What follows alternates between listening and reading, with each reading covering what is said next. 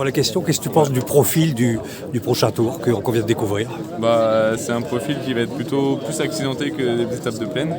Et notamment quand on va passer dans les Pyrénées, dans les Alpes, c'est des étapes qui vont être très très dures, avec beaucoup de dénivelé et voilà, je pense des belles batailles. Donc ça veut dire, toi, c'est peut-être un parcours qui te convient plus que celui de cette année. Ouais, je sais pas, on verra, parce que voilà, la montagne c'est toujours très dur, et surtout en fin de tour, sachant que là on va avoir quand même 10 étapes de suite et 100 jours de repos. Ça nous fera peut-être un peu de fatigue et on verra un peu comment ça va. On va réussir à engranger toute cette fatigue. C'est surtout le début qui va être très important pour moi, avec un passage dans ma ville natale et du coup dans ma région. Donc c'est vraiment là où je vais vouloir vraiment performer, et avec des étapes plutôt accidentées et des contre-la-montre. Tu attends forcément un gros chaleureux accueil du public, forcément. Oui, bien sûr, voilà, un public on va dire plus familial, parce que c'est vraiment les personnes que j'ai côtoyées depuis tout petit et qui m'ont permis aussi de grandir et d'arriver actuellement là où je suis actuellement. C'est vraiment beaucoup d'envie. Est-ce que ta victoire d'étape cette année a changé beaucoup de choses pour toi?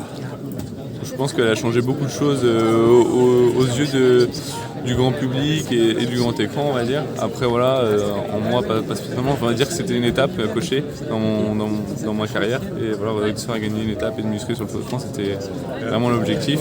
Maintenant, le travail, il y en a toujours. Et voilà, j'ai fait une fin de tour où, à des moments, c'était quand même compliqué. Donc, il y a encore beaucoup de travail, mais ça a soulagé et peut-être permis de me faire connaître aussi.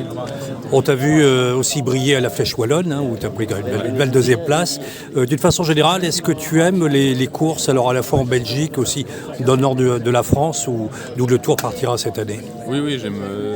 J'ai fait toute ma première année professionnelle en 2022, quasiment en Belgique.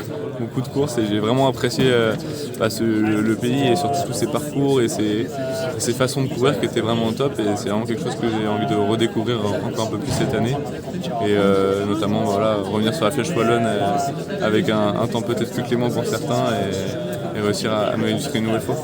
Il y aura aussi deux contre-la-montre cette année, l'année prochaine dans le Tour. Ouais. C'est plutôt bien pour toi aussi. Oui, voilà, c'est plutôt bien. Il y a 2 chronos, il y en a un plutôt plat, un vraiment très dur. Voilà, un chrono en col, donc ça va être 2 chronos très distincts, mais même si le premier sera plus pour les spécialistes. Hormis le Tour de France, quels sont tes autres objectifs pour la prochaine saison? On va dire qu'on va rester un peu sur la même que cette année. Ça va être réussir à performer notamment sur le Tour de France aussi, mais le championnat de France et toutes les étapes, les courses à étapes qui peuvent être en amont. Je ne sais pas encore exactement mon programme, mais tout ce qui est comme course, soit Paris-Nice, soit Tirreno et bien sûr les Ardennaises ou pourquoi pas les Flandriennes.